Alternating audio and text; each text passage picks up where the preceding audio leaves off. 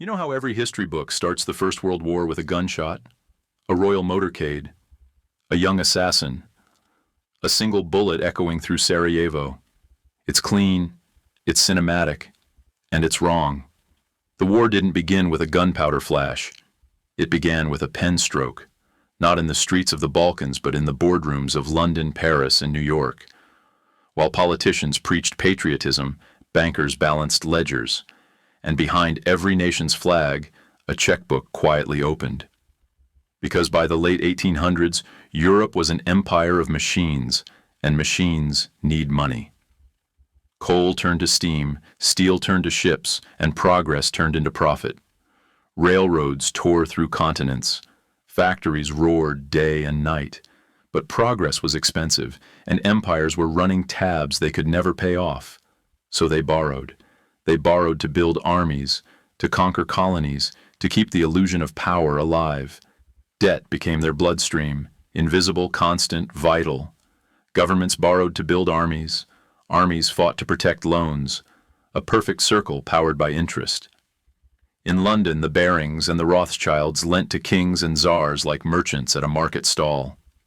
In Paris, Crédit Lyonnais financed France's colonial push through Africa. Across the Atlantic, J.P. Morgan's empire rose like a steel cathedral, its altars built of bonds. They weren't just funding progress, they were buying power. Every treaty, every alliance, every borderline, drawn not in blood, but in balance sheets. And here's the truth. The real monarchs of the 20th century didn't wear crowns. They wore suits. By 1900, bankers no longer served empires. They owned them. By the dawn of the 20th century, every empire was living on borrowed time and borrowed money. Britain, the proud island power, ruled the seas but mortgaged its empire to the city of London. France sat on colonial riches but drowned in debt from endless expeditions. Germany, the industrial upstart, burned cash to build a navy that could rival Britain's. And Russia, the giant with feet of clay, borrowed from Paris just to keep its empire glued together. Even the once mighty Ottoman sultans pawned their future. When they couldn't pay, they lost more than gold. They lost control. When you can't pay, you lose sovereignty. This was the hidden map of Europe, not drawn in borders, but in bonds. Every empire connected by invisible strings of credit, tied to the same handful of banks. A global spiderweb spun from London, Paris, and Berlin, each thread glittering with gold, but pull one, and the whole web trembled. See, the world wasn't just trading goods anymore. It was trading promises. The gold standard turned every promise into a contract of survival. 1 pound, 1 franc, 1 mark, all pegged to the same metal heartbeat. It kept the system stable, until it didn't. Because gold isn't infinite. It's hoarded, mined, stolen, shipped, worshipped. When it moves, it bleeds through nations like blood through a wound. Gold flowed through empires like oxygen through a lung, invisible but vital. And once it left, collapse followed. A drought in India, a strike in South Africa, a blockade in the North Sea. One small shock, and the entire bloodstream seized. Factories closed. Currencies gasped for breath. A Berlin banker once wrote, "Gold is the air we breathe." And in 1914, Europe was suffocating. Britain hoarded 40% of the world's bullion, feeding off its colonies like a heart pumping from distant veins. Germany's reserves ran dry, its banks starving behind naval blockades. France floated on foreign loans.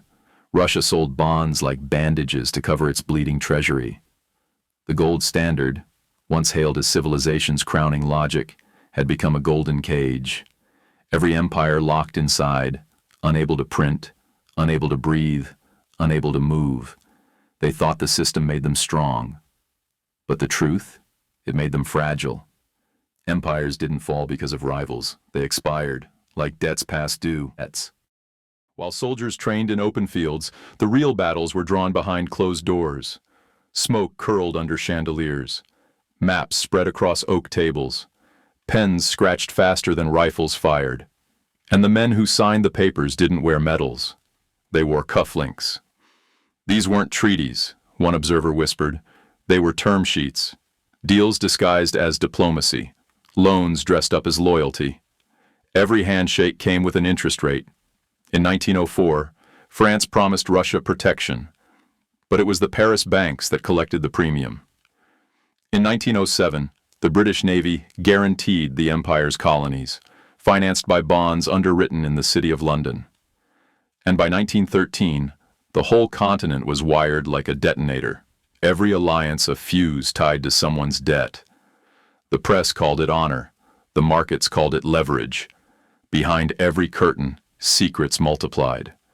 Britain quietly blocked German trade routes, cutting off exports that fed Berlin's banks. Gold drained from the Reichsbank vaults like blood from an open wound. Interest rates spiked. Panic rippled, and the same financiers who funded Germany's buildup now bet against its collapse. It wasn't strategy. It was business. War was just another opportunity to collect. The perfect storm. Industrial might, imperial pride, and a web of invisible contracts. By the summer of 1914, Europe looked stable on the surface, polite, polished, civilized. But underneath, the ledger screamed. A single default, a single blockade, a single panic, and the entire system would shatter. So when the shot in Sarajevo finally rang out, it didn't start the fire. It only lit the fuse bankers had already laid. Did they know what they were unleashing, or was it just business? When war erupted in 1914, America swore neutrality. No flags, no armies, no sides. But on Wall Street, neutrality had a price tag. Inside a dim office lined with marble and mahogany, a man signed history's most expensive check. J.P. Morgan Jr., the banker who turned peace into a business plan. He didn't hold a gun, but he loaded the chamber. In 1915, Morgan arranged a loan of $500 million to Britain and France, the single largest private loan in history. That's over $80 billion today. The ink on that paper didn't just buy weapons and wheat. It bought allegiance.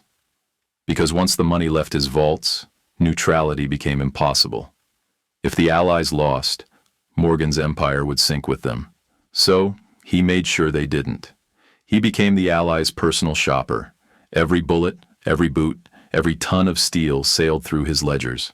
Morgan and Company turned into the war's invisible factory, a machine fueled by debt and profit. Each new shipment meant another dollar chained to victory, each signature another nail in neutrality's coffin. And when public opinion wavered, Morgan moved faster than any general. He bought the press, literally. By 1915, his syndicate controlled nearly 1,000 newspapers. Every headline, every editorial, every patriotic slogan, all tuned to one rhythm: support the Allies, protect democracy. But beneath the slogans was fear of unpaid debts. In Washington, senators spoke of ideals. In New York, bankers whispered of interest rates. Congress debated morality. Morgan calculated maturity dates. When politicians preached liberty, he measured liquidity. And when President Wilson hesitated, Morgan's lobbyists flooded the Capitol. They didn't argue with philosophy. They argued with numbers. If Britain fell, America's economy would follow. If the Allies defaulted, Wall Street would drown. It wasn't patriotism that sent U.S. troops overseas. It was balance sheets gasping for air. By 1917, the die was cast. The United States entered the war, not to save Europe, but to save its creditors. Neutrality died the moment the ink dried. When the guns fell silent in 1918, the world called it peace. But what came next wasn't peace. It was paperwork. The Treaty of Versailles didn't end the war. It refinanced it. Germany, shattered and starving, was handed a bill no nation could pay. 132 billion gold marks, an impossible number, written in ink and arrogance. Germany's punishment wasn't political, one economist said. It was mathematical. The Allies demanded gold, not goods, and when Germany ran out of gold, it printed paper. Paper turned to inflation. Inflation turned to chaos. By 1923, it took a wheelbarrow of marks to buy a loaf of bread. Children played with banknotes because toys were cheaper than currency. The debt trap worked perfectly. Germany borrowed from America to pay Britain and France, who then paid back Wall Street. War, peace, reparations. All parts of the same equation. The names changed. The creditors didn't. By the time the system cracked again in the 1930s, the outcome was inevitable. Desperation breeds demagogues. And one man offered a solution. Not to end the debt, but to burn the ledger. His name was Adolf Hitler. The war to end all wars had simply changed accountants. The balance sheets survived, even when nations didn't. One empire fell, another paid, and that same equation still runs the world. The war ended. But the system didn't. It simply changed passwords. In 1944, as Europe lay in ruins, a new order was drafted. Not in Paris, but in a quiet resort in New Hampshire, Bretton Woods. There, 44 nations gathered to build a safer world economy. But what they built was a new empire, one made of paper and promises. Gold was replaced by the dollar. The United States became the vault, every nation's currency now anchored to Washington's word. It was brilliant, it was bloodless, and it made America the new banker of the world. For a while, it worked. Until 1971, when Nixon faced a choice: admit bankruptcy or rewrite the rules. He chose the latter. He cut the link to gold. No metal, no limit. Money without anchor, debt without ceiling. From that moment, every dollar became a promise backed only by faith and fear. The printing press replaced the gold mine. And once again, liquidity flooded the world like an unseen tide. Loans built cities, toppled markets, bought governments, started wars. The digits changed, the pattern didn't. Then came the institutions, the International Monetary Fund, the World Bank, the architects of the new stability. But their missions echoed Versailles. Rescue through control, aid through debt. Every bailout came with strings. Every loan redrew a border. Every IMF bailout, one historian wrote, is just a modern Versailles. The rifles are digital now, but the ledgers haven't changed. Sanctions replace sieges. Currency wars replace cannon fire. Today, a nation can be crippled not by bombs, but by algorithms. Its reserves frozen, its markets erased. Empires no longer conquer, they devalue. We didn't end the system. We just digitized it. And if history has taught us anything, it's this: when money becomes power, and power prints money, the cycle resets. Only the logo on the vault door changes. Wars never end. They just change accountants. The uniforms fade. The weapons evolve. But the balance sheets remain. Every empire, every revolution, every flag raised or torn down was financed first. History isn't written by victors. It's underwritten by creditors. We call it progress, but it's just math in disguise.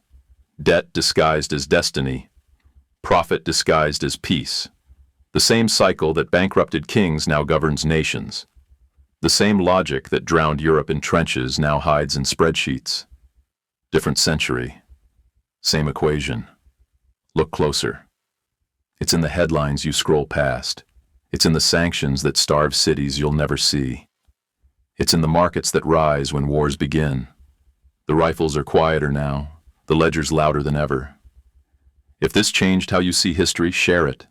Not because it's shocking, but because it's still happening. And if you've followed this far, comment, follow the money.